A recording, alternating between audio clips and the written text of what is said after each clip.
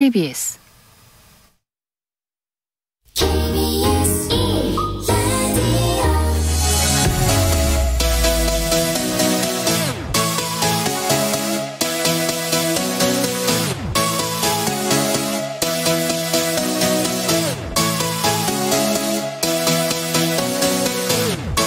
KBS 열린 토론.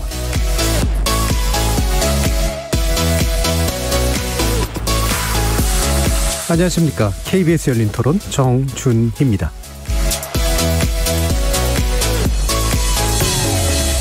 KBS 열린 토론 월요일에는 정치의 재구성으로 여러분을 만납니다. 문재인 대통령이 바이든 미 대통령과의 첫 한미 정상회담을 마치고 어젯밤 귀국했습니다. 양국 정상이 공동 성명을 통해 천명한 내용 속에는 한미 동맹이 한반도를 넘어 글로벌 동맹으로 격상됐다는 선언이 있었죠. 전통적 과제를 할 수 있을 북핵 등 한반도 문제뿐만 아니라 인도 태평양 지역의 주요 현안 물론 기후변동, 코로나19 대응이나 인권과 민주적 가치 증진이라는 글로벌 과제에서도 양국이 힘을 합칠 거라고 약속한 것입니다.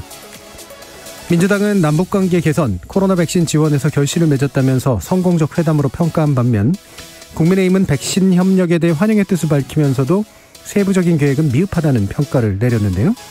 전반부 토론에서는 한미 정상회담을 바라보는 각 당의 평가 그리고 과제를 짚어보겠습니다.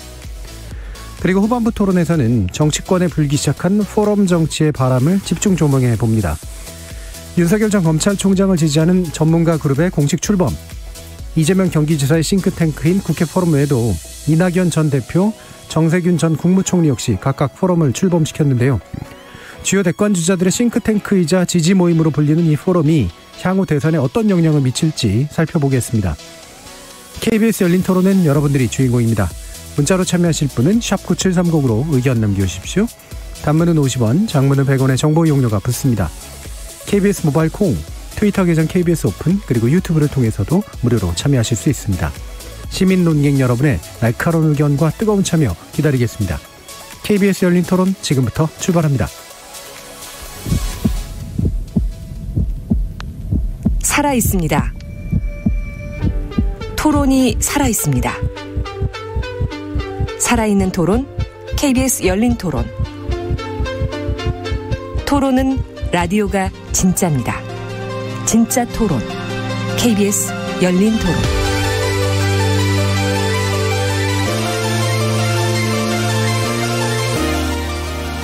정치를 보는 새로운 시선, 정치의 재구성에서 시작합니다. 함께해 주실 네 분의 논객 소개하겠습니다. 먼저 더불어민주당 장경태 의원 나오셨습니다. 안녕하세요. 장경태입니다. 자, 그리고 이준석 전 최고위원은 지금 한참 당대표 쪽에 마음이 가 있어가지고요. 이번 주 자리를 비웠는데요. 선거 중입니다. 그래서 전 대한변협 대변인이셨고 우리 또 정치 재구성 함께해 주셨던 최진영 변호사 함께 하셨습니다. 네, 반갑습니다. 최진영입니다. 전 정의당 혁신위원이십니다. 김준우 변호사 나오셨습니다. 안녕하세요. 김준우입니다. 자, 그리고 격주로 만나는 우리 국민의당 김근태 부대변인 나오셨습니다. 안녕하십니까. 김근태입니다. 자, 첫 번째 주제는 한미 정상회담 관련된 그런 내용인데요. 이제 남북관계라든가 국제 정치를 전공하신 네 분을 모신 건 아니기 때문에 아마 이제 정치의 시선에서 다룰 수밖에 없지 않을까 싶은데요. 기본적으로 어떻게 평가하시는지 간단한 말씀 듣고 이야기 나눠보겠습니다. 먼저 장경태 의원 말씀드릴게요. 2인 삼각회담을 보여준 5.22 선언급의 한미 정상회담이었다고 평가드리고 싶습니다. 보통 안보동맹, 경제동맹이라고 표현하는데요. 이제 백신 동맹까지 이룩한 최대의 성과였다고 봅니다. 일단 반도체 미사일에 이어서 백신까지 파트너십을 구축했는데요. 반도체 같은 경우는 정말 여러 가지 이제 전자제품에 반도체가 안 들어간다 하지 못할 정도로 매우 중요한데, 이 반도체 관련된 한미 공급망 TF 구축이라든지 한미 상호 투자 등을 미 상무부에서 라운드 테이블을 통해서 이루어졌고요. 미사일 같은 경우는 정말 저는 기대 이상이었다고 보는데, 이 한미 미사일 지침이 있습니다. 저희가 이 중장거리 탄도미사일 개발을 제한하는 지침인데요. 42년 만에 종료키를 했습니다. 앞서서 3, 4차 개정에서도 탄두 중량에 대한 무제한이라든지 고체 연료 로켓을 가능하게 했는데, 이번엔 지침 자체가 폐지됐다는 점. 이 부분은 대한민국이 소위 보유한 미사일이 어디든 갈 수 있다 이런 부분까지도 포함하고 있는 내용이라서 매우 큰 의미가 있다고 보고요. 백신 같은 경우는 이 한미 글로벌 백신 파트너십을 구축해서 여러 가지 이제는 뭐 스와핑을 넘어서서 국제적인 단계의 그러니까 백신 공동구매 국제 프로젝트를 할 수 있는 정도의 수준에 이르렀다 보여지고요. 그렇기 때문에 이 한미 간의 정말 이 동맹이 이 단순한 1차원적인 안보 동맹에서 이제는 경제, 백신까지 3차원적 동맹으로 격상되는 계기였다고 봅니다. 예, 안보 동맹, 백신 동맹, 반도체 동맹, 그리고 의회의 미사일 지침이라고 하는 측면에서의 큰 성과가 있었다라는 그런 의견이셨네요. 근데 의외로 남북 관계 관련된 얘기는 안보 동맹 안에서 그냥 얘기하신 건가요? 네, 그렇습니다. 알겠습니다. 자, 그러면 최진정 변호사님. 그렇습니다. 말씀하신 것처럼 오늘 뭐 조선일보 일면에서 한미 동맹이 회복됐다 뭐 이와 같은 큰 헤드라인을 뽑은 것으로 봐야하는데요. 사실 이번 문재인 정부 들어서 우리나라 외교의 축이 어떻게 보면 천칭 두 쪽에서 미국보다는 북한과 중국 쪽에 이렇게 가중된 그런 상황 속에 있었지 않습니까? 그런데 이번에 그와 같은 우려를 상당 부분 어떻게 보면 불식시켰다는 점에서 이게 전통적인 문재인 대통령 지지층뿐만 아니고 중도층 나아가서 보수층한테도 상당히 소구할 수 있는 그런 성과를 거뒀다라고 지금 평가를 할 수가 있을 것 같습니다. 말씀하신 것처럼 이제 이 가치동맹 쿼드라든가 아니면 중국 내정과 문제와 관련되는 어떤 대만 해협 문제 같은 것도 간접적으로 건드렸고 그렇다는 점에서 상당 부분 어떻게 보면은 지금까지 볼 수 없었던 문재인 대통령의 입장 변화를 볼 수 있는데요. 다만 그럼에도 불구하고 일본과 뒤에 얘기하겠습니다만 미일 간에 있었던 회담 결과가 나왔던 것에 비해서는 또 어떻게 보면은 미국 입장에서는 조금 부족하다라고 보일 수 있는 그런 부분도 있어서 향후에 나름대로 어떤 성과는 있었는데 그와 같은 성과를 어떻게 구체적으로 우리나라의 어떤 외교 전략으로 실천을 할 수 있는가 하는 또 숙제도 함께 가지고 왔다라는 얘기를 할 수 있고 나아가 사실 많은 국민들이 문재인 대통령께서 가실 때에 이번에는 갔다가 이제 스가 총리가 한 1억 병 이게 화이자를 가지고 왔다고 하면은 그에 못지않게 화이자 선물을 가지고 오지 않을까 싶었는데 가지고 왔다라고 하는 것이 국민을 위한 것이라기보다는 이 국방을 위한 국군을 위한 55만 병을 지금 가지고 왔다는 그런 점에서 굉장히 어떻게 보면 실망을 금할 수 없다는 그런 지금 평가도 있는 것 같습니다. 그렇기 때문에 나름대로 문재인 대통령과 정부 여당 같은 경우에는 최고의 성과를 가지고 온 회담이었다라고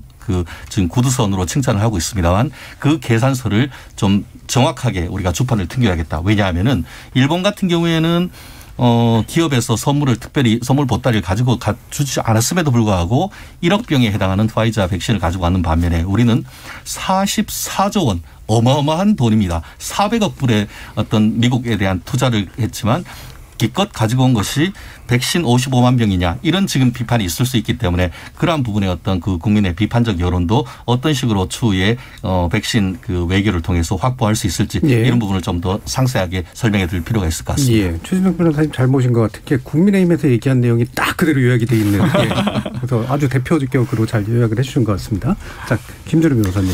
이렇게 평가가 나뉠 정상회담이 잘 없을 것 같다는 생각을 일단 많이 하고요. 근데 장점, 단점, 좋게 보건 나쁘게 보건 한미 관계가 조금 다른 차원으로 접어들었다는 부분은 명확한 것 같습니다. 그게 국익에 얼마나 바람직할지 아닐지에 대해서는 좀 시시비비가 나뉠 수는 있겠지만 적어도 한반도나 동북아 수준에서의 한국과 미국의 파트너십을 넘어선 여러 가지 이야기들이 한미 정상회담에 많이 담겼다. 그 부분은 좀 변화된 부분이 분명한 것 같습니다. 예컨대 중미 지역에 대한 한국의 원조라든가 이런 것들까지 같이 담겨 있는 부분이 단순히 쿼드나 이렇게 남중국해 대만 해협 문제뿐만 아니라 좀 전방위적으로 한국의 역할을 미국에서 좀 요구한다는 인상을 좀 많이 받았고 또 예전부터 G7을 좀 확대해서 이제 G10이나 D10 호주, 인도, 한국 정도를 포함한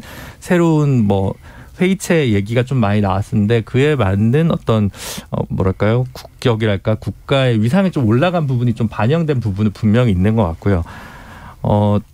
미국과의 안보 동맹 그리고 이제 중국과의 깊은 통상 관계 속에서 어떻게 적정한 등거리 외교를 잘 유지할까라는 게 사실은 보수 진보 어느 정권을 막론하고 굉장히 고민이었습니다. 네. 박근혜 대통령도 중국 전승절 행사에 참여했었던 게 그 고민의 일환이었기 때문에 사실 뭐 어느 정부가 더 친중이었다라고 얘기하는 건 저는 좀 경강부회하거나 이데올로기적인 접근이라는 생각이 좀 많이 들고요. 다만 트럼프 대통령은 미국이냐 중국이냐 태기를 좀 강조했다고 한다면 바이든 정부는 훨씬 더 유연한 접근으로 즉 일본만큼의 미일 정상회담만큼 중국을 굳이 언급하지 않는 수준에서 이제 정상회담 그 문구를 조정해 준 거는 또 미국의 좀 유연한 대응이 있었다라는 평가도 가능하고요. 어쨌든 한국 입장에서 보면 미국 정부 새 정부가 바이든 정부가 어찌 됐든 트럼프 정부가 해놓은 싱가포르 뭐 회담이 정상회담의 뭐 합의 수준이라든가 아니면 남북 관계에 있었던 판문점 선언 문제에 대해서 어느 정도 기초해서 앞으로 이 문제를 풀겠다라는 좀 적극적인 자세를 보여줬다는 면에서 적어도 뭐 아니면 도의 트럼프나 전략적 인내를 이야기하면서 이란 문제에 집중했던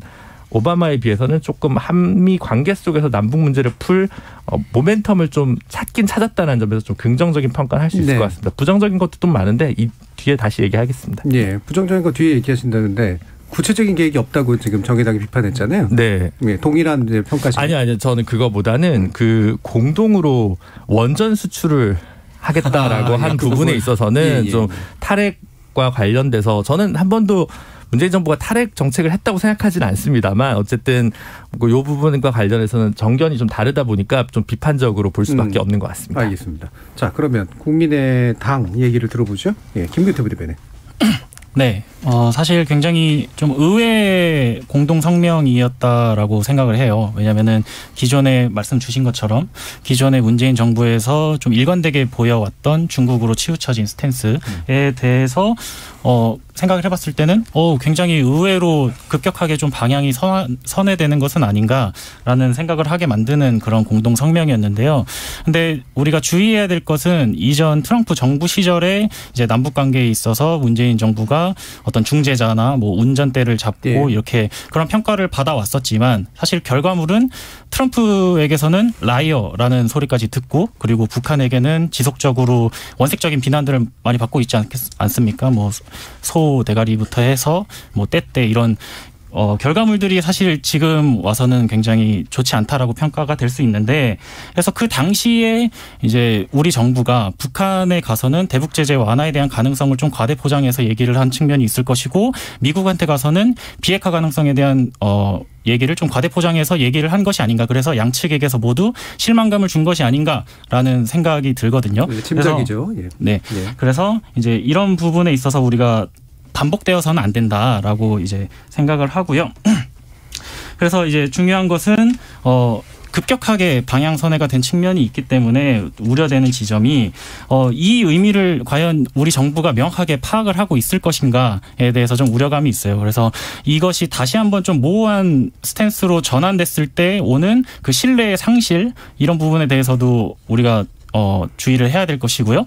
그리고 사실 이런 모습을 보이는 거에 있어서 중국으로부터 좀 불가피하게 압박을 받을 수 있는 그 리스크가 있습니다. 그래서 이 리스크에 대해서 우리가 이제 미국이 이제 주장하는 어떤 국제 질서를 따라가는 것에 대해서 이 리스크를 우리가 짊어지고 향후 그런 압박이 이루어졌을 때 미국에게 어떤 보상을 요구할 것인가 그리고 그걸 어떻게 실현해낼 것인가에 대한 계획까지도 미리 이렇게 세워져 있는지 이런 부분에 대해서 좀 걱정되는 부분이 있습니다. 그래서 그게 지금 세워져 있지 않다면 지금이라도 하루빨리 좀 세워줬으면 하는 그런 바람이 있습니다. 지금 이제 국민의힘이나 국민의당 쪽에 이제 평가 안에서 들어보면 공통적으로 들어가 있는 게 문재인 정부는 명확히 중국하고 북한 위주였다. 근데 그거를 미국 중심으로 바꿨다. 뭐 좋게 평가한다. 하지만 충격에 대비되어 있느냐. 이제 이런 거거든요. 자, 이 평가에 대해서는 두 분이 또 굉장히 다를 것 같아요. 다시 한번 좀 물을게요. 어떻습니까? 김준우 의사님부터. 그러니까 일단 저는 그게 말이 안 되는 게 중국이냐 미국이냐 해서 미국을 제일 먼저 택한 상징적인 사건이 문재인 대통령 집권하자마자 사드 배치를 강행한 거거든요. 근데 거기서 어떻게 그것 때문에 사실은 중국 시장에서 어마어마한 타격을 받았고 그거를 모르지 않았을 텐데 결국 그에 동의했단 말입니다. 사실은 그러니까 안보는 미국과 경제는 중국과 이게 사실 어떻게 보면 문재인 정부의 분리된 것이었는데 이제 그런 분리된 정책을 더 이상 용인하지 않겠다라고 했던 것이 어떤 트럼프 정부의 입장이었다고 한다면 바이든 정부는 중국과 직접적으로 대립각을 세우기보다는 동맹을 조금 더 튼튼히 하는 방식으로 좀 입장을 선회한 것 같고 그 속에서 한국이 이전과는 다른 틈이 좀 그러니까 한국이 움직일 수 있는 틈을 미국이 좀 제공했다거나 아니면 한국이 자신들이 움직일 수 있는 외교적 자장의 폭을 충분히 이해를 구해서 그에 관한 합의를 이루어냈다고 하는 게 정직한 것 같고요. 저는 기본적으로 거기서 뭐 친중이었다고 한다면 그렇게까지 사드 배치를 해가지고 뭐 각종 한류 뭐 관련 상품이나 뭐 관련 회사 주가도 다 떨어지고 경제를 그렇게 그 부분과 관련된 피해를 감수했는데 그런 평가가 가능하다는 건 좀 이상하다고 생각합니다. 네, 최진호 변호사님 듣고 한번 들어보죠. 그렇습니다. 그 말씀하신 것처럼 저는 좀 동의하기가 좀 어려운데요. 왜 그 이원 정부가 그러니까 북한과 중국의 지나치게 치우친 그 경제나 외교를 해왔냐라고 하는 것에는 아까 사드를 얘기를 했습니다만 실질적으로 사드를 배치를 한 이후에 결국 그 뭐라고 했습니까? 삼불 정책 해가지고 그 미국의 어떤 그 동맹 전략에 같이 들어가지 않는다거나 이번에 미사일 같은 경우에도 실질적으로 미사일 주권까지도 중국에 대해서 포기하는 듯한 발언을 했고 나아가 최근에 있어서의 그 미국의 새로운 그 아시아 인도 전략에서의 핵심이라고 할 수 있는 쿼드 전략도 문재인 대통령께서는 별로 좋은 아이디어가 아니다라고 명시적으로 얘기했던 적이 있습니다. 그랬는데 갑자기 이번에 가가지고는 갑자기 한미동맹을 복원한다는 쪽에 훨씬 더 가까이 얘기를 하니까 이게 그 중도 보수에 있는 사람들이 이거 웬일이지 이렇게 반응이 나오는 것 아니겠습니까? 말씀하신 것처럼 또 다른 측면에서 미국 같은 경우에 지난번 트럼프 저는 나름대로 그 문재인 대통령께서 전략적인 선택을 했다라고 평가를 합니다. 왜냐?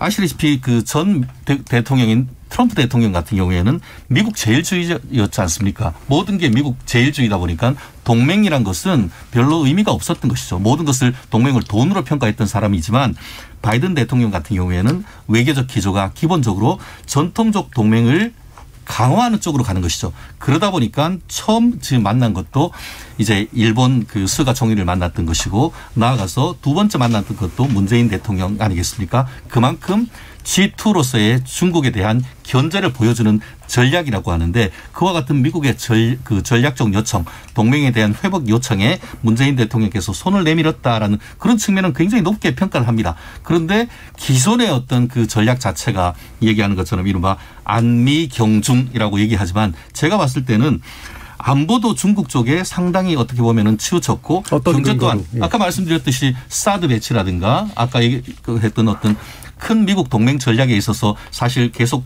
쿼드 전략에 들어가지 않으려고 했던 그런 전략 이런 부분을 봤을 때는 오늘 이번에 있었던 물론 그 부분이 구체적으로 뭐 쿼드나 이런 데에 가입하겠다는 것이 아니고 그와 같은 전략에 인식을 같이 한다. 이런 식의 어떤 그 외교에 있어서의 초급적 단계를 얘기를 했습니다만 어쨌든 간에 그와 같은 그 미국의 전체적인 그 동맹 전략에 같이 손을 잡았다는 데서는 저는 의미가 있다 그렇게 평가합니다. 네. 일단 최진영 변호사님께서 국민의힘을 전적으로 대변하시진 않겠지만 그럼에도 불구하고 거의 뭐 99% 일치하기 때문에 좀 말씀드리고 싶은데요. 국민의힘이나 보수 진영에서 아마 서희가 강동 6주를 되찾아도 거기에 만약에 여당이 했다면 비판하셨을 것 같다 이런 생각이 듭니다. 그러니까 소위 이 현재 우리 대한민국의 처한 현실이 중국과의 무역 수지라든지 미국과의 무역 수지할 때 엄청난 흑자를 거두고 있는 건 사실 중국 대중무역입니다. 그런 상황에서 2015년 당시에 중공군 사열을 받으셨던 박근혜 대통령과 또 이 황교안 총리의 중국 방문 당시에 사실상 이 중국이 할 수 있는 최선의 예우를 갖췄었죠. 그 당시. 그런데 일주일 뒤에 사드 배치 발표를 하면서 어떻게 보면 외교상 뺨을 때린 격이었습니다. 그렇기 때문에 이 한중 간에 급격히 관계가 악화되었던 것을 문재인 정부 들어와서 겨우겨우 복원하는 과정이었고요. 이번에 한미 정상회담과 이 미일 정상회담을 비교하신 분들에 대해서 좀 말씀드리고 싶은데요. 먼저 다들 기억하실 겁니다. 한 달여 전에 이 150분 정도 회담을 가졌습니다. 저희는 171분 더 길게 가졌고요. 당시 스가 총리 같은 경우는 이 바이든 대통령이 마스크를 착용한 상태에서 두 장을 겹쳐 사용하고 식사 자리도 매우 먼 거리에서 또 심지어 햄버거를 주는 햄버거 먹지도 않았죠. 스가 총리 같은 경우는. 근데 이번에는 노마스크로 또 매우 근거리에서 또 문재인 대통령이 좋아하는 해산물을 또 제공하면서 오찬 시간 동안 2배가량을 할애했습니다. 그만큼 미국에서 얼만큼 물론 일본도 전략적인 어떤 중요함이 있겠습니다만 대한민국에 대한 최선의 예우를 했다라고 보여지고요. 당연히 대한민국은 어찌됐건 이 미국과 중국에 좀 끼어있는 입장이기 때문에 두 양측 간의 여러 가지 경제적 성과, 여러 가지 어떤 이익들을 고려하지 않을 수가 없습니다. 그렇기 때문에 이 과거에 정말 이 박근혜 정부 당시의 이 외교라고 하면 정말 남사스러울 정도로 부끄러울 정도가 많았습니다. 오바마 대통령과 기자회견 당시 한마디 말도 못하는 그런 모습을 보면서 상당히 정말 대한민국 국민으로서 치욕을 느꼈거든요. 하지만 이번에 정상적으로 일본 정상보다 훨씬 더 격조 높은 예우를 받으면서 또 미국과의 이 관계에서도 상당한 신뢰를 얻었고 또 중국과의 관계도 악화시키지 않으면서 했던 외교적 성과로서는 최선의 어떤 노력이었다. 그리고 성과였다라고 말씀드리고 싶습니다. 예, 국민의당 의견까지 어떻게 북중 관계 이제 치우쳤다라는 거에 대한 근거. 예. 아, 그 근거요? 예. 근데 일단 그 의견이 너무 다르니까요, 그 두 진영이.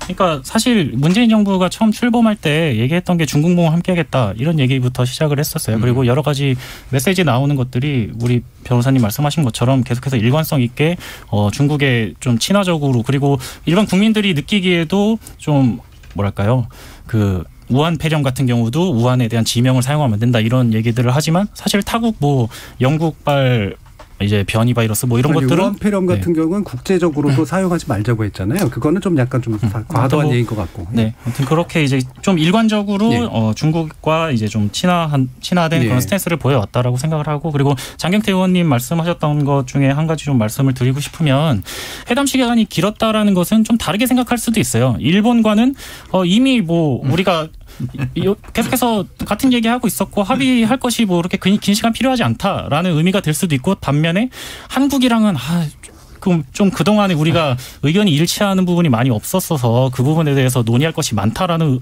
관점에서 생각할 수도 있는 것이죠. 그래서 이제 중요한 것은 이 바이든 정부의 이제 국가전략 보고서를 보면은 이전 정부와 확연하게 다르게 나타나는 것이 있습니다. 일단 그 사이버 안보에 대한 위협에 대해서 강하게 인식하고 있고 그리고 뭐 기후변화 이런 것들. 근데 이제 그것에 대해서 돌파점을 어떤 민주주의 가치를 중심으로 한 동맹을 강화하고 그리고 이제 협조에 대해서는 확실한 보상을 하고 그 대립에 대해서는 확실한 경계를 하겠다라는 스탠스로 볼 수가 있어요. 그래서 이전과 같이 어떤 좀 모호한 스탠스를 보인다고 한다면 우리가 좀 매우 안 좋은 결과를 맞이할 수도 있다. 그래서 이 부분을 우리가 신경 써서 생각해야 된다. 네, 이 부분이 뭐 상당히 견해 차이가 있어서 다시 한번 좀 네 분의 의견을 좀 들었고요. 청취자들 중에 보면 2957님은 협상이든 상담이든 일방적으로 100% 내 욕심대로 할 수 있는 건 없다고 봅니다. 특히 나라와 나라 간의 회담이 어느 일방에게만 이득이 될 수 없습니다라고 해주셨고요. 0388님은 문 대통령의 방미는 성공적이었다고 봅니다. 단순한 백신 스와프보다는 백신 협력이 더 국익에 도움이 될 겁니다. 단 일본 오염수 문제와 원자력 문제를 거론하지 않은 건 마음에 들지 않습니다라는 그런 얘기도 좀 해주셨습니다. 그래서 이제 약간 좀 더 구체적인 이제 쟁점으로 가면 다시 또 백신 문제로 가면 아까 이제 최중영 변호사님께서 고작 55만개냐 1억 개도 아니고 이제 이 얘기를 해주셨잖아요. 그 얘기 다시 한번 듣고 한번 반론 들어보죠. 그렇습니다. 아까 어떻게 보면은 그 일미 정상회담과 한미 정상회담을 비교를 많이 하는데요. 네. 굳이 비교를 하자고 한다고 하면은 어떻게 보면은 첫 번째 어떻게 보면 대면 그 정상회담 첫 번째 파트너가 일본이었는 반면에 우리가 지금 두 번째 했다는 그런 어떤 순서적 측면이 있는데요. 다만 그럼에도 우리가 두 번째임에도 불구하고 굉장히 대단했다. 왜냐? 미국 같은 경우에는 전통적인 우방인 영국 취임하면 바로 영국 그 총리하고 보통 그 정상회담을 하죠. 그 다음에 이제 캐나다라든가 멕시코 되는데 이번 같은 경우에는 그와 달리 아시아의 핵심 국가인 일본과 한국을 1번, 2번 순위로 해서 했다는 점에서 비록 우리가 두 번째라고 하지만 그럼에도 불구하고 전체 큰 틀에서 봤을 때는 우리가 우선순위 나름대로의 어떤 그런 그 외교부의 역할을 좀 그 박수를 쳐줄 수 있을 것 같고 다만 실리에서는 큰 차이가 있었다라고 지금 말씀을 드릴 수밖에 없는 것 같은데요. 과연 400억 불, 44조 달러나 되는 어떤 돈을 주고 우리나라에 55만 개 백신 가지고 온 이것이 맞느냐. 한켠에서는 이와 같은 것이 어떻게 보면은 그 전략적 실패였다라는 얘기도 지금 나오고 있습니다. 왜냐하면은 단순히 그렇게 55만 개를만 가지고 오는 것이 아니고 다른 훨씬 더 많은 우리의 어떤 그 경제적 이익이나 이런 것들을 확보를 할 수 있었을 텐데 그러지 못하는 점. 그 반면에 일본 같은 경우에는 기업과 동행했다는 그 소리를 제가 들어본 적이 없고 그만큼 되는 것을 미국에 투자한다는 소리를 들었지를 못했습니다. 그 반면에 그 일본 스가 총리 같은 경우에는 화이자 대표와 스이와 단독 회담을 통해서 1억 병을 확실하게 확보하고 가지고 왔다는 점에서는 적어도 우리나라의 그 미국 대통령이 갈 때 정의용 외교부 장관이 뭐라고 했습니까? 백신 스와프를 하고 있고 어려울 때 친구가 진정한 친구다. 이렇게 하면서 국민들의 기대를 굉장히 높여놨었지 않습니까? 그런데 가지고 와봤더니만 어떻게 했죠? 결국 55만 개 그것도 국민을 위한 것이 아니고 미군과 합동 군사 훈련을 할 때를 대비를 해서 사실상 그 파트너가 되는 우리나라 국군에게 2회씩 마칠 분량으로 55만 개를 가지고 왔다는 것은 과연 이것이 이른바 비례의 원칙에 맞는가? 네. 그래서 한 가지만 말씀. 그래서 그 청와대에서 하는 것이 저소득 국가 놓고 한국에 공급하기는 쉽지 않을 것으로 생각했다 이렇게 얘기를 하는데 그 뉴스에 대한 댓글에 이게 있었습니다. 그럼 일본은 이렇게 구했는데 저소득 국가냐? 저는 이 말이 정말 뼈아프기라고 했었습니다. 예, 이게 좀 여러 가지 사실관계가 좀 혼재돼 있어가지고요. 네. 예, 좀 김준우 변호사님. 저는 그 1억 병이 이게 구두 합의라고 하고 예. 객관적으로 이게 사실은 정확한 시기랑 이런 게 좀 특정되지 않아서 계속 오늘 국민의힘 김기현 원내대표가 1억 병 얘기를 계속해서 제가 여러 가지 뉴스를 찾아봤는데 1억 병에 관한 명확한 시기적인 부분이 좀 확인이 어렵고 구두 합의였다라는 보도가 많아서 일단 그 부분이 좀 의문이 좀 있습니다. 그러니까 미국 같은 경우 동맹국들한테 2천만 병 정도를 공급하겠다라는 공식 발표를 한 것으로 알고 있고 그러면 이제 세계 제 국가들에게 좀 나눠줘야 될 텐데 그럼 그 2천만 숫자 중에서 방역이 비교적 잘 되고 있는 대한민국의 어느 정도를 먼저 해야 되냐에 대해서 문제가 생길 거고 그럼 한미동맹의 특성상 군인들을 대상으로 하는 정도가 외교적으로 충분히 협의 가능한 납득할 만한 저는 수준이라고 생각을 하거든요. 그래서 좀 그렇고 기업이 자신의 이윤과 상관없이 그렇게 대규모 투자를 그러니까 사실 투자할 거를 몰아서 한꺼번에 발표한 거지 문재인 정부가 그러면 지금 기업에 부당한 영향력을 행사해서 미국 투자를 강권할 수 있을 거라고 저는 생각하지 않거든요. 한국의 기업가들이 그렇게 만만한 존재가 아니라고 생각합니다. 이거는 50 때도 아니고 그래서 그런 부분은 조금 그러니까 물론 이제 조금 더 많은 병을 얻었으면 좋았을 거고 숫자적으로 보였을 때 거기에 대한 아쉬움을 정치적으로 토로할 수는 있었겠지만 만약 본인이 협상 당사자였다면 이 정도 수준에서 정리가 될 수도 있었겠구나라는 생각이 들고 또 투자라는 선물이 있었기 때문에 최 변호사님 말씀하신 대로 평소에 우선순위와 달리 한국이 좀 더 빠르게 정상회담을 할 수 있지는 않았을까 이런 것도 한번 되짚어 볼 필요가 있지 않을까 싶습니다. 짧게 한 말씀만 드릴게요. 왜 이 말씀을 440조 얘기를 44조 얘기를 하냐면은 그게 원래 한국에 투자를 돼야 되는 거예요.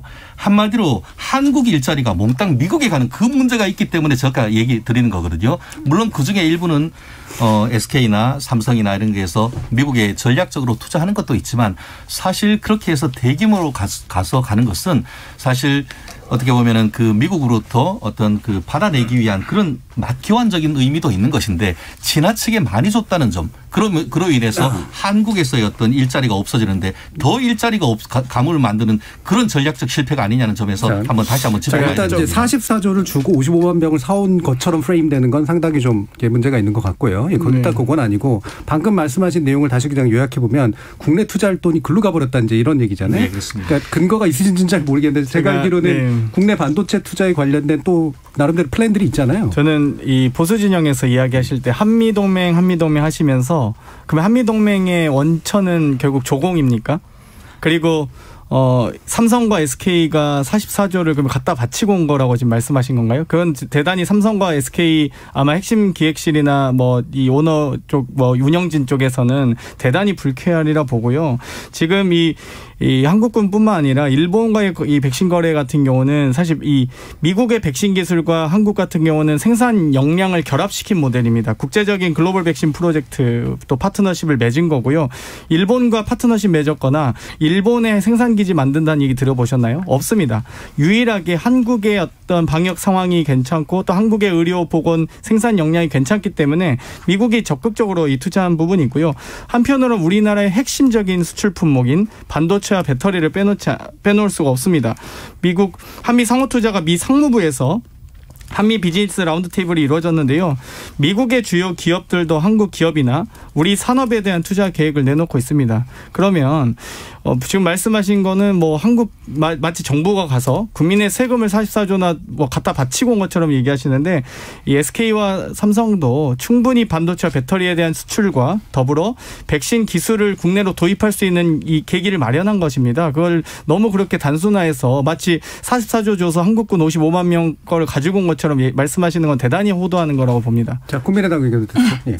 네, 그래서 이제 저도 조심스럽게 또 생각을 하나 말씀을 드리자면, 미일 회담과 이번에 한미 회담의 차이점 중에 하나는 위구르 문제라든지 홍콩 문제가 언급이 안 돼 있는 일본 때의 성명과 달리 그런 측면이 있다라고 보여지는데, 네, 백신과는 상관없이 일단 네. 그 일본 문제를 얘기하셨단 말씀이죠. 그래서 예. 그런 부분에 있어서 한국이 중국의 눈치를 보면서 미국 측에 이것을 좀 빼달라고 요청한 것이 아닌가. 그러면은 그 요청의 그 대가로서 우리가 조금 더 가져올 수 있는 거를 덜 받아온 것은 아닌가라는 생각이 들기도 하고요. 그리고 이제 백신 기술에 대해서 우리가 그 기술 협력을 통해서 기술을 이전받을 수 있는 가능성이 열렸다고 말씀을 하셨는데, 그 모더나와 삼성 바이오로직스 말씀을 하시는 것 같아요. 맞죠?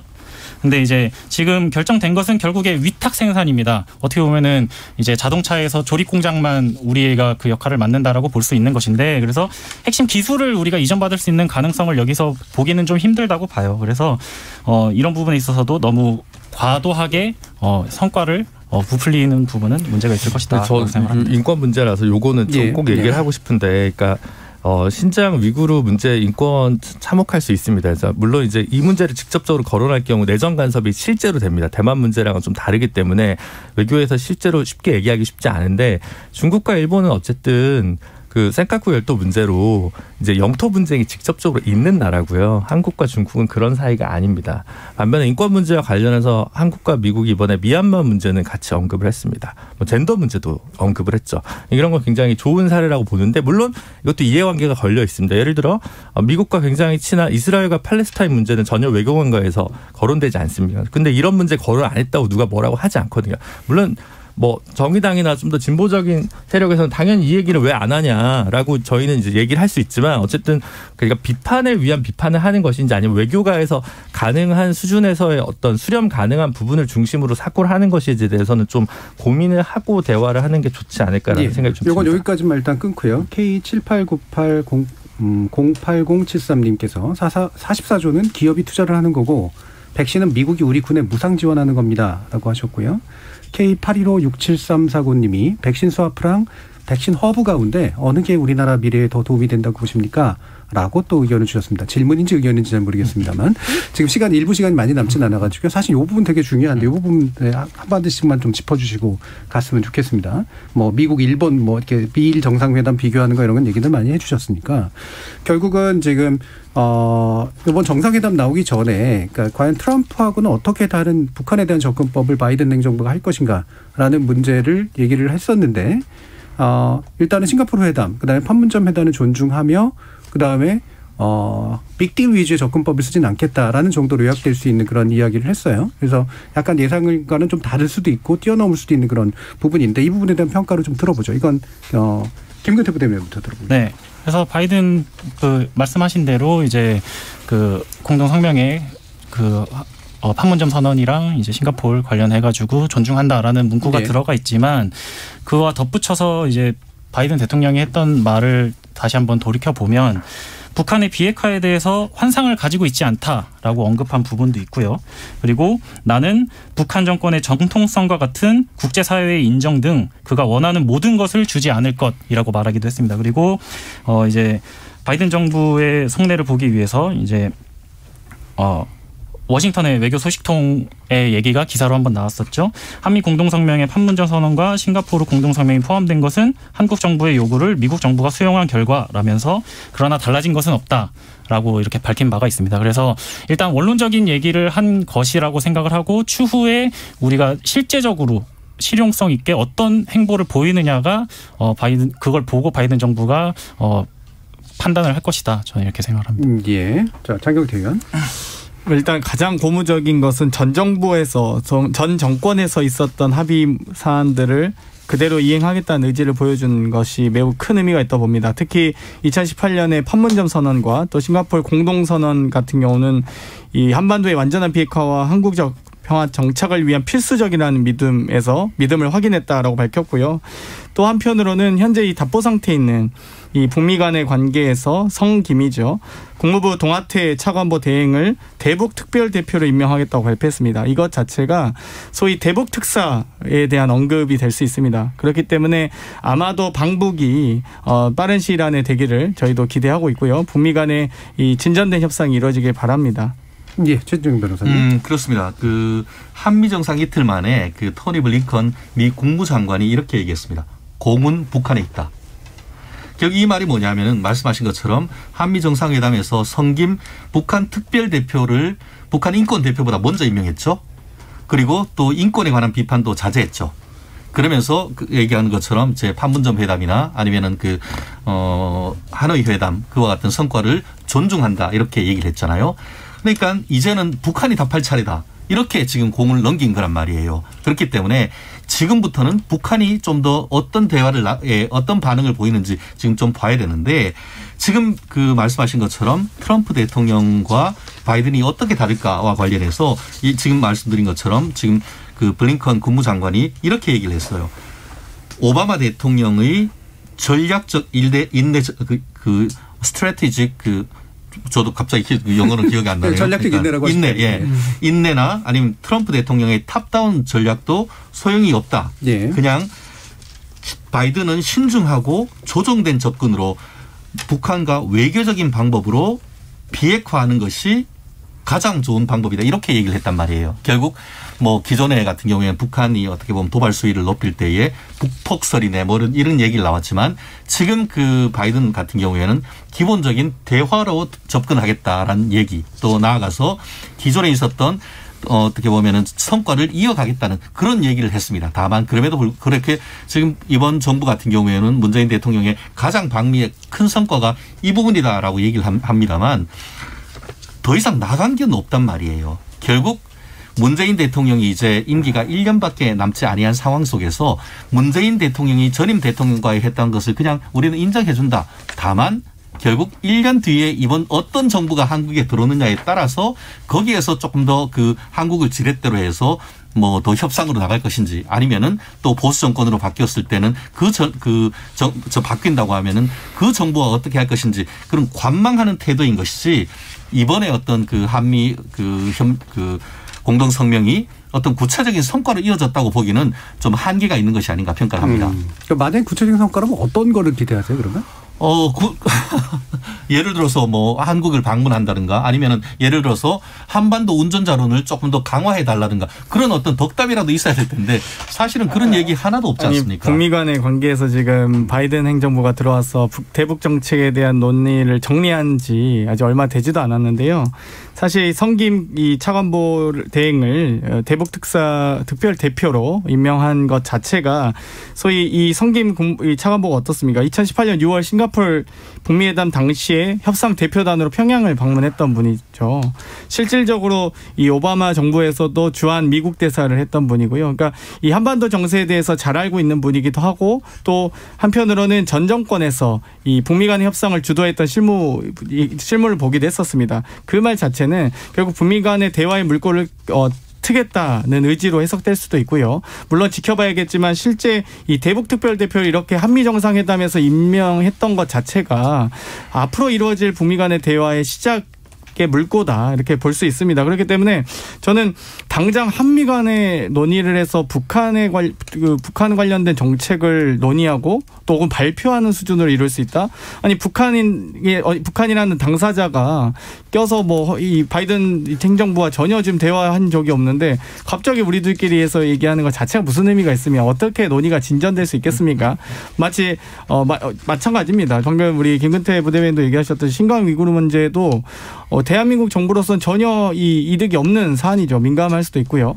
그럼에도 불구하고 미국 간에 저희가 대화의 어떤 의제로 선정해서 굳이 한중 간의 관계를 악화시킬 이유도 없었습니다. 그러니까 우리에게 유리한 건 취하고 불리한 거는 버렸던 대단히 실리적 외교를 한 이 케이스이기 때문에 그렇기 때문에 저희가 이 최대의 외교적 성과라고 말씀드리는 것이지 모든 사안에 대해서 다 완벽했고 다 준비됐다라고 말씀드리진 않습니다.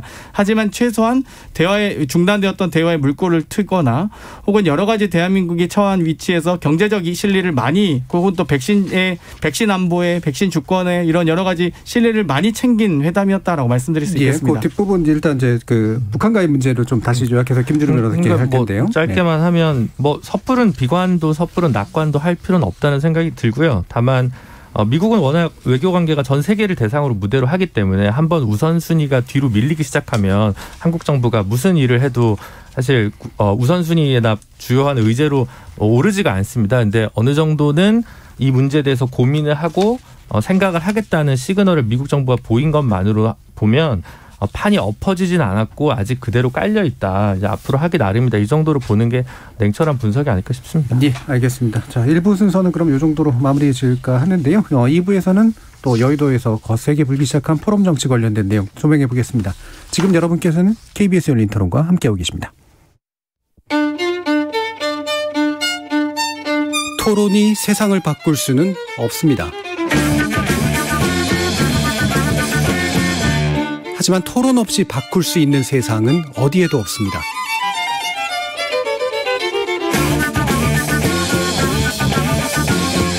세상의 선한 변화를 갈망하는 당신. 정답이 아니라 질문의 힘을 믿는 당신. 우리 KBS 열린 토론에서 만납시다.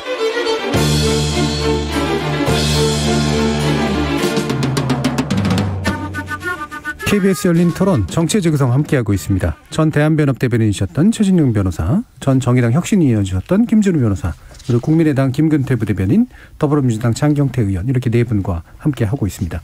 사실 정치의 재구성 장점이 정치 굴러가는 모습들에 대한 이렇게 뒷얘기도 좀 해주고 해설도 해주고 이런 게 이제 있어서 제가 사실 2부를 좀 더 기대했거든요. 그래서 1부를 좀 짧게 하려고 했는데 생각보다 많이 갔습니다. 이게 참 여러 가지 포럼들이 나오는데 일단 윤석열 총장을 지지하는 전 총장을 지지하는 이제 공정과 상식 회복을 위한 국민연합 21일에 출범을 했습니다. 이게 스스로가 동원한 게 아니라는 게 이제 되게 중요한 부분이잖아요. 네. 어떻게 보고 계시는지 한번 말씀 들어보죠. 최진영 변호사님. 네, 나와라 해도 안 나오니까 네. 그럼 우리부터 먼저 집 한번 지어놓을게 이렇게 되는 것 같습니다. 네. 여기 보면은 그 정확한 이름이 공정과 상식 회복을 위한 국민연합. 이라고 하고 발기인이 33명이다라고 얘기를 하는 것 같습니다. 33명이 마치 3.1운동 때 이제 그 기미 독립선언 밝힌 33명으로 나라를 구하는 마음으로 했다라고 얘기를 하고 있는데요. 뭐 그거는 본인들의 어떤 생각입니다만 나름대로의 명분인 것 같습니다. 나와 더 중요한 것은 이름인 것 같습니다. 공정과 상식 회복을 위한 국민연합. 공정과 상식이란 것이 어떻게 보면 이 시대의 키워드인 것이고 종전부터 윤석열 전 총장이 총장 시절부터 얘기해오던 어떤 그 윤석열 총장의 소신과 상당히 일치하는 그렇다는 점에서 설령 직접 윤석열 총장이 거기에 숟가락을 담그진 않았지만 윤석열 총장의 생각을 담그는 그릇을 만들었다라는 점에서 나름 의미가 있는 것 같은데요. 그리고 거기에서 이제 그 기조 연설을 하고 축사를 하셨던 송상현 전 그 법원장님 같은 경우에도 그분이 그 서울대에 계실 때에 윤석열 총장의 그 석사 논문 지도 교수였다는 거예요. 네. 그래서 평소 때의 윤석열 총장의 생각을 누구보다 잘 아는 생각이기 때문에 아마 이런 것을 보면은 어떻게 보면은 이런 것이 물밑에서 나름대로의 어떤 그 윤석열 총장과의 일정 부분의 교감은 있었는 것이 아닌가 하는 것을 미루어 짐작할 수가 있을 것 같습니다. 물론 그 이 부분에 있어서 일정 언론에 보면은 직접 관련된 것은 아니고 만약에 정치에 나간다고 하면은 이번에 그 발기인으로이거나 아니면 이 모임에 같이 협력하는 사람들 중에 일부는 같이 캠프에 흡수할 수도 있다라는 그런 원론적인 얘기를 나오는데요. 어쨌든 간에 단순한 한 사람의 사람이 아니고 어떤 조직을 갖춰가고 세를 모아간다라는 계기가 됐다는 점에서는 상당히 의미 있는 모임이 아닌가 생각을 합니다. 예, 전혀 그 본인과 무관하게 만들어질 일은 당연히 없다. 네, 그렇습니다. 그렇죠? 일정한 이제 그 교감 같은 것이 있을 수 있었다. 혹시라도 저는 최준영 변호사님 말 이름 들어가 있는 거 아닌가 해서 전혀 그건 아닌 거죠. 여기 온다고 제가 바쁩니다. 장경태 의원. 뭐 일단 윤석열 총장 측은 잠재적인 대선 싱크탱크는 아니다라고 오히려 확대 해석을 경계하거나 좀 선을 긋는 모습으로 비춰지는데요. 어찌됐건 뭐 지지자 그룹이라 해야 될까요? 혹은 팬클럽이라고 해야 될지 모르겠는데 반기문 전 총장이 이 국내에 복귀하는 시점과 비슷한 유사한 행태를 보이고 있긴 합니다. 본인이 스스로 어떤 정치적 비전을 제시하지 않고 여러 가지 지금 이 검찰 수사를 잘해왔던 어떤 그런 이미지를 가지고 지금 정치하고 계신 거거든요. 수사는 어찌되건 남의 허물을 추적하는 과정이기 때문에 본인의 어떤 비전이 무엇인지를 좀 말씀하실 때가 필요한 것 같습니다.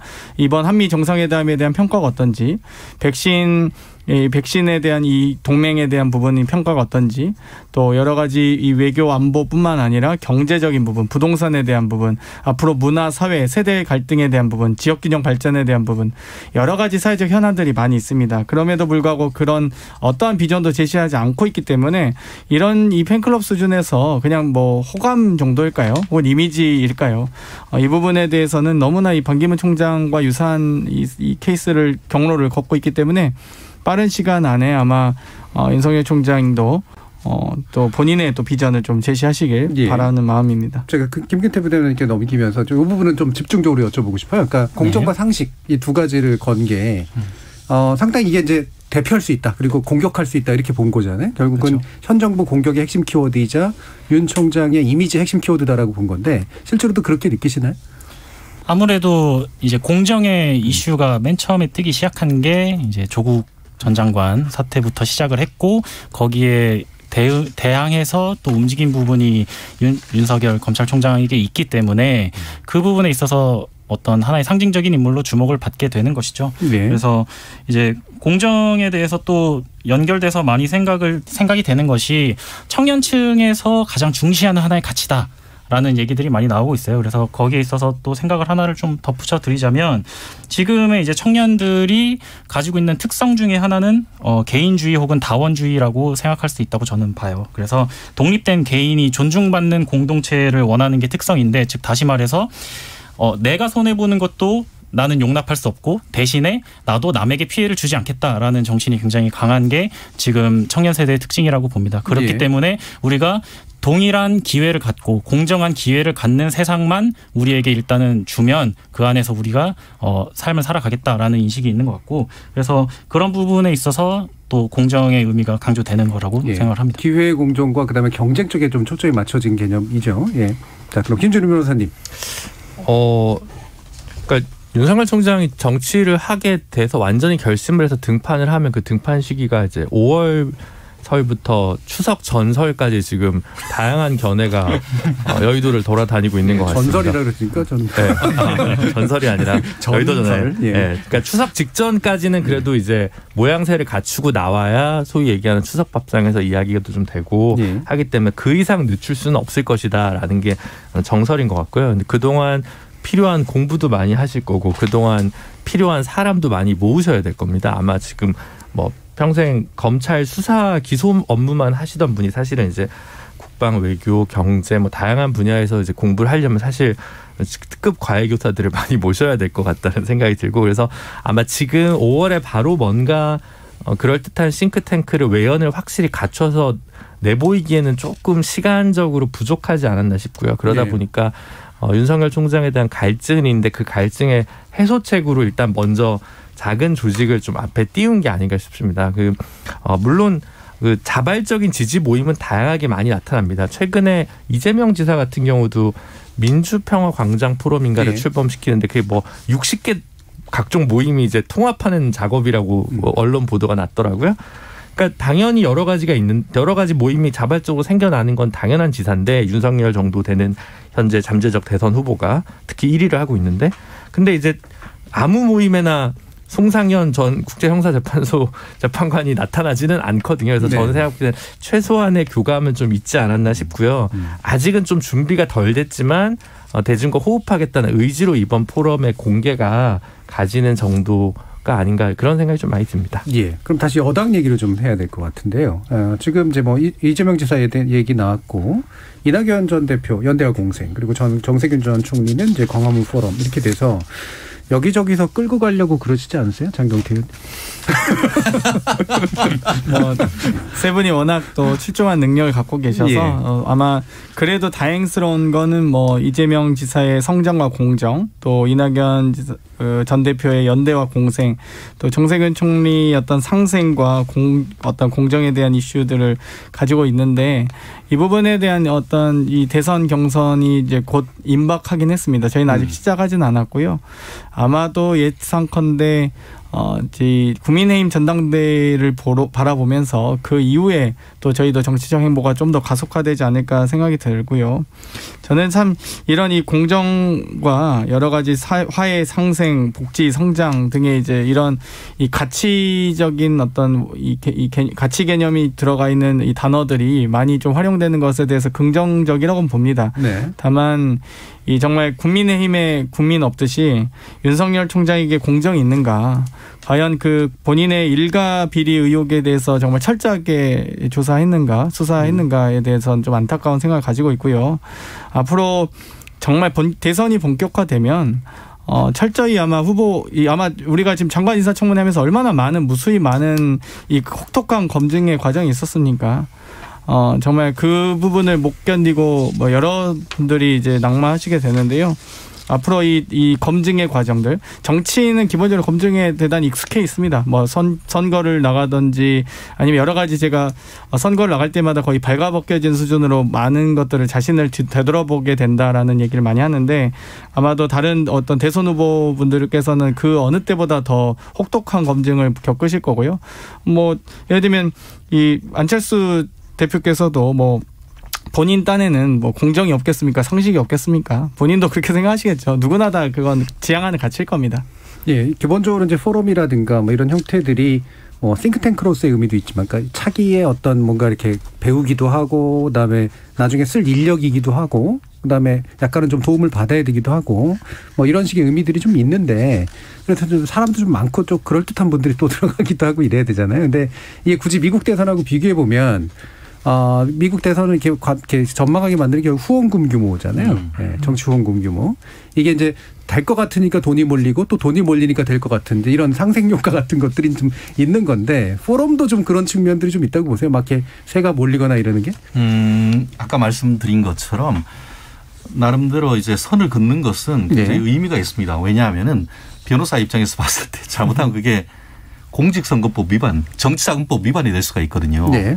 아시다시피 지금 같은 경우에는 그 정치인이 아니면서 정치가 모으면은 그거 완전히 잡혀 들어가는 완전 정치성이 끝나는 겁니다. 아마 장경태 의원님이 너무 잘 아실 겁니다. 그렇기 때문에 어떻게 보면은 그 정치 신인과 이 배지와의 큰 차이가 평소 때 정치 자금을 모을 수 있는가 없는가 그 부분이 되는 것이죠. 말씀드렸듯이 지금 우리 윤석열 전 총장이 자꾸 어떤 정치 모임과 선을 긋는 것은 조직뿐만 아니고 거기에 들어오는 돈이 문제가 있거든요. 네. 만약에 거기에 지금 어떤 그 정당에 가입되지 아니한 상태에서 개인적인 어떤 그런 부분과의 그 관련이 있다고 하면은 바로 제가 봤을 때는 그 지금 여당에서 견제가 들어올 겁니다. 정치자금법 위반이라든가 아니면은 그 공선법 위반으로 해서 고소 고발이 들어올 수 있기 때문에 제가 봤을 때는 계속 이른바 아웃복싱, 인파이터가 아니고 윤석열 총장이 그 시기를 보면서 아웃복싱을 하는 것은 단순히 정치적인 타이밍을 보는 것뿐만 아니고 법률적인 측면에서도 상당히 본인 자체가 특수통이지만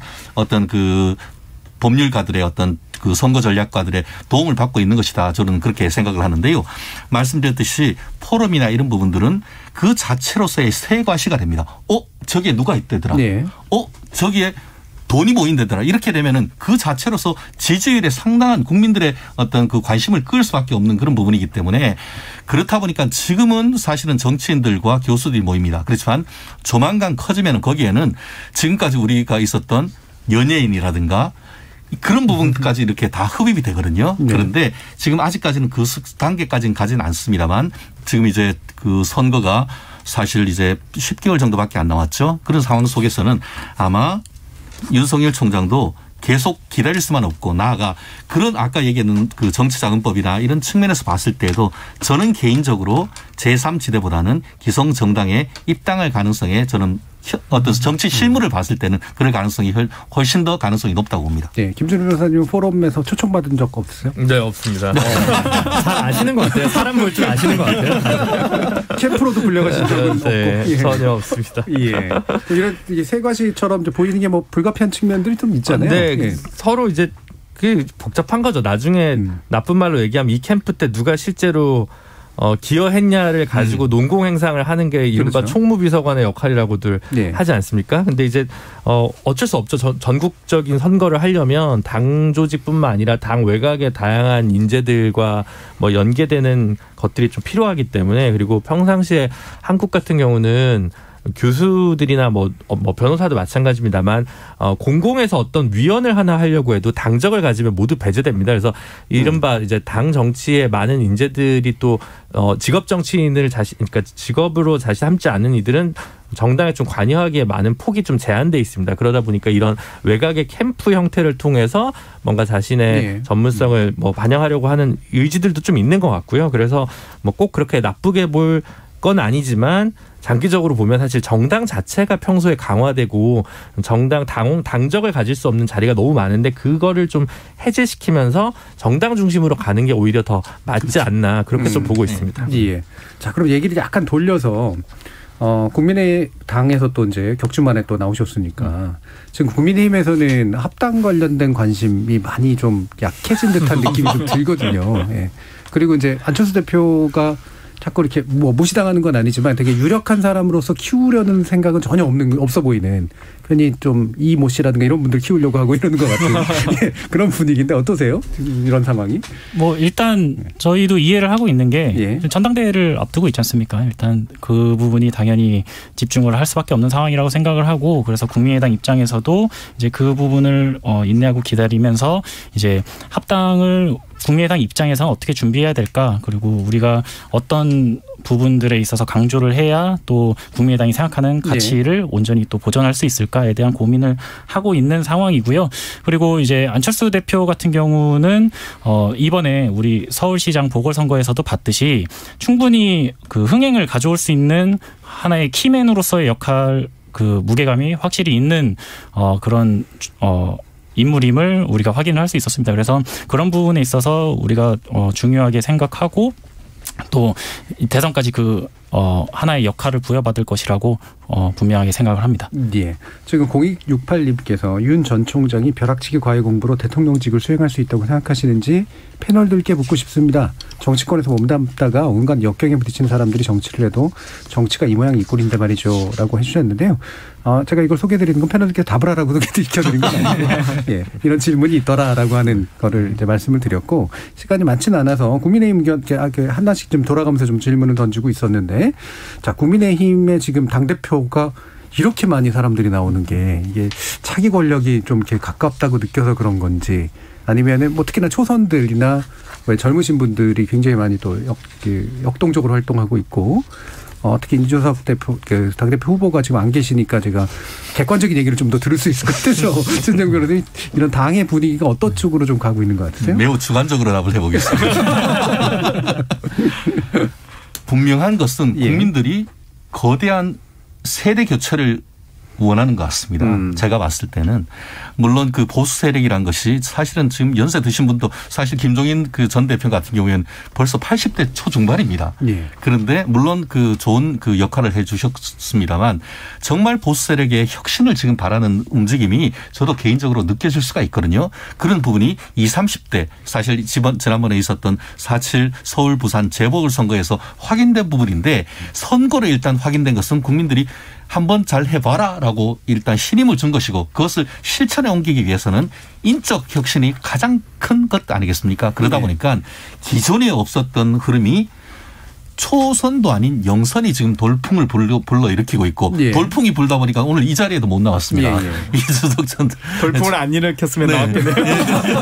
돌풍을 일으키니까 지금 그만큼 어떻게 보면은 그 기존의 어떤 그 보수 세력의 자체의 어떤 혁신이 움직임, 인적 혁신이 움직인다는 것은 정말 그 1960년대, 70년대 있었던 김영삼, 김대중 이른바 40대 기술원 이후에 처음인 것 같습니다. 그렇다는 점에서 저도 지금 현실 정치에 발은 전혀 들고 있지는 않습니다만 관전자 입장에서 봤을 때는 보수에는 굉장히 어떻게 보면 좋은 바람이다. 다만 아까 지금 저희가 방송하기 전에도 그런 모습을 지켜보는 민주당의 그 속내가 조금 불편할 것 같은데요. 물론 최종적으로 지금 뭐 그 다른 중진이 되실지 아니면은 영선 내지 초선 그룹에서 그 당 대표를 할지 그거는 저희가 예측하기가 쉽지가 않습니다. 하지만 분명한 것은 그와 같은 그 국민의 압력에 못 이기건 어쨌든 국민의 여망에 따라서 보수가 혁신하는 그런 모습을 보인다는 사실 자체만으로도 이 그 어떤 국민의 지지 어떤 집 나간 집토끼와 산토끼를 잡을 수 있는 어떤 기회가 보이는 것 같은데요. 아마 이번에 어떤 그 6월 달에 있는 그 이번 지금 5월 말부터 6월 초에 있는 전당대회를 통해서 혁신의 모습을 보인다고 하면은 내년 3월 9일 나아가 6월 달에 있는 이 지방선거에서도 좋은 결과가 이끌어내지 않을까 저는 개인적으로 그렇게 예측을 해봅니다. 지금 예전에 민주당 전당대회 할 때 당심 민심 간의 불일치 이 얘기 이제 많이 했었는데 국민의힘도 당심 민심 간의 불일치가 있을까요? 아니 일치가 있을까요? 이게 선거 방식이 좀 다르잖아요. 민주당하고는. 뭐 두 가지인 것 같은데요. 먼저 이 당심과 민심이 저는 크게 다르진 않다고 봅니다. 뭐 일단은 민심이라고 할 수 있는 것들이 소위 보수 주자를 선택할 때 보수 지지층이 응답할 가능성이 높고 저희 진보 주자들을 조사할 때는 또 당연히 진보 지지층이 응답할 가능성이 높기 때문에 대부분이 좀 당심에서 좀 확장된 형태로 나타날 수밖에 없다 이렇게 보고요. 이번에 특히 이제 주목할 만한 점은 국민의힘 당대표 경선을 보면 이 중진 불가론 같은 게 나오는 것 같습니다. 소위 박근혜 대통령 탄핵으로 인한 음으로 양으로 관련자들 모두 다 책임져라라는 게 당심과 민심의 일치를 보이는 것 같고요. 두 번째로는 이준석 전 최고가 사실 뭐 저희가 영선 중진이라고 조금 조소하긴 하지만 어찌됐건 이 2012년 영입 이후로 9년간 2012년인가 11년인가 아무튼 그 거의 9년간 잘 어찌되건 훈련된 인사라는 겁니다. 이 정치인은 어찌되었건 이 자신의 어떤 여러 가지 입장에 대해서 정견을 발표하는 걸 대단히 또 잘 해야 되고 또 기술적으로 잘 그걸 훈련받아야 되는데요.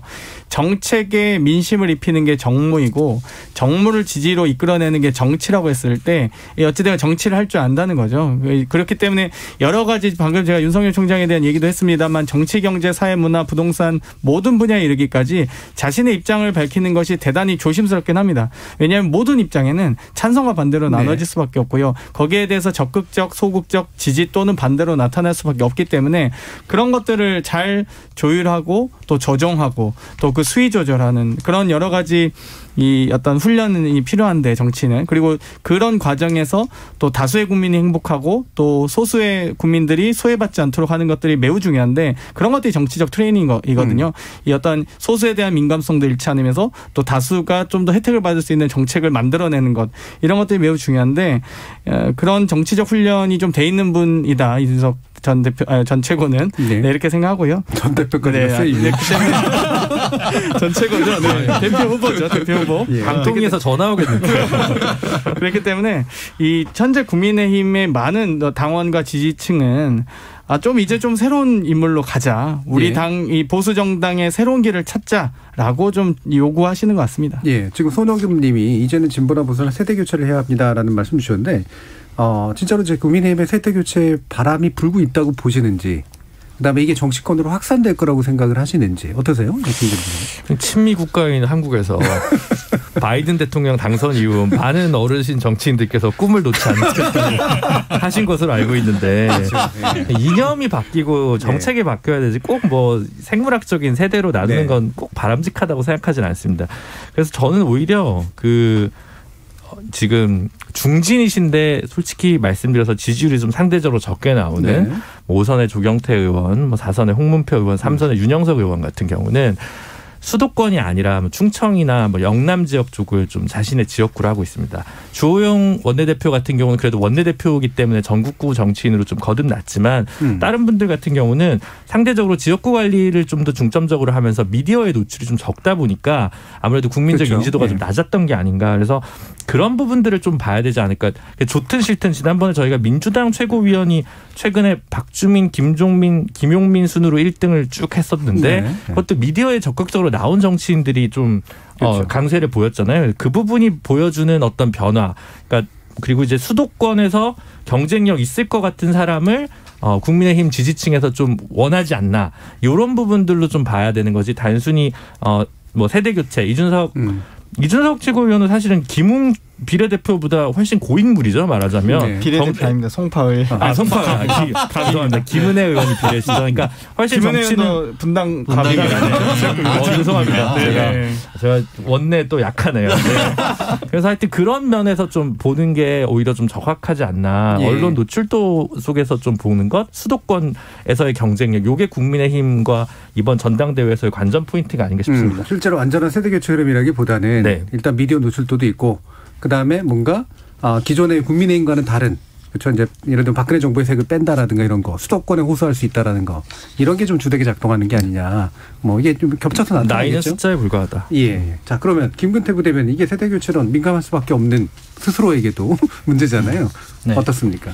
그래서 사실 답은 얼추 다 말씀을 하신 것 같아요. 일단 이제 국민의힘도 이제 변화가 필요하다는 이제 변화가 숙명이라는 점을 이제 받아들이고 있는 것 같고. 장경태 의원 말씀대로 이제 과거 계파 갈등으로 인해서 상처가 너무 깊었고 거기에 대한 대가도 계속해서 치르고 있는 중이죠. 그래서 이제 이 어떤 이준석 그 최고가 1위를 달리고 있지만 그 한 인물에 주목하기보다는 이제 김준호 변호사님이 말씀하셨던 것처럼 소위 말하는 이제 신진 3인이라고 할게요. 그 세 사람이 이끌고 있는 지지율의 추이를 보는 것이 굉장히 중요하다고 생각을 해요.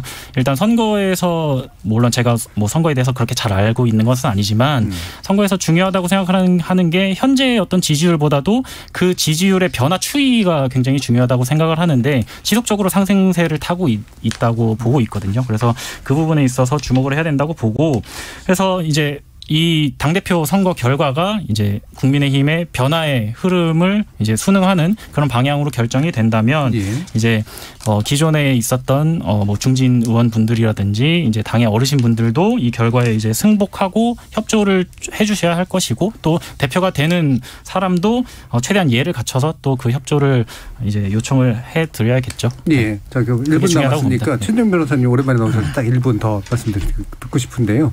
국민의힘의 그 어르신들의 마음은 복잡할 것 같거든요. 사실 방금도 얘기해 주셨듯이 잘 됐으면 좋겠지만 정말 잘 되진 않았으면 좋겠는 뭐 이런 마음이 있지 않을까 싶은데 마지막으로 한번. 그렇습니다. 저는 이거를 그 달리해서 최근에 그 국민의힘의 그 띵크탱크인 여의도 연구원에서 하는 보고서 하나를 말씀드리고 싶습니다. 그 결론이 뭐였냐면은 탄핵 절차를 거치며 집 나간 지지층의 75%가 돌아왔다.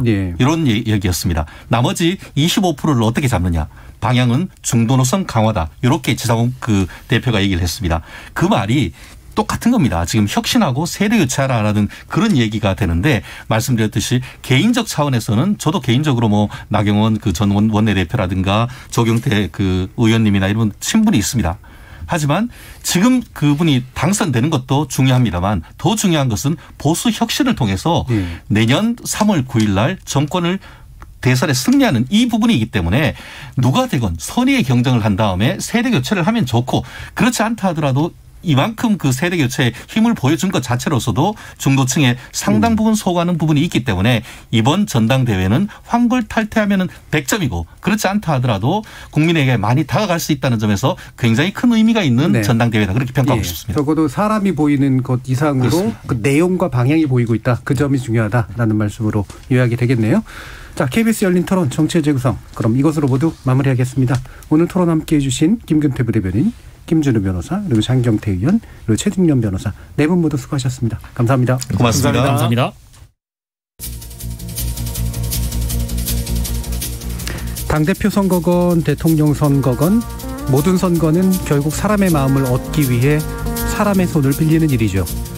각종 싱크탱크다, 포럼이다, 팬클럽이다 말도 많고 새싸움에 기싸움에 종종 이상한 사람들도 끼어드는 등 탈도 많지만 그래도 정치와 선거의 본질이라는 관점에서 보면 그리 색안경을 끼고 볼 일은 아니라고 생각합니다.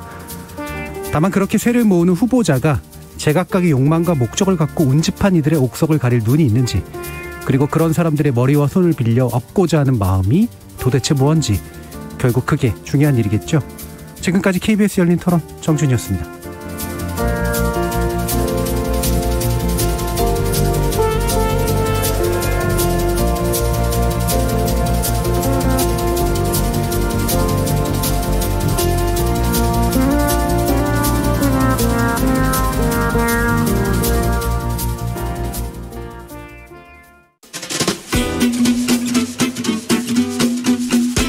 속담으로 보는 유익한 KBS 라디오 생활.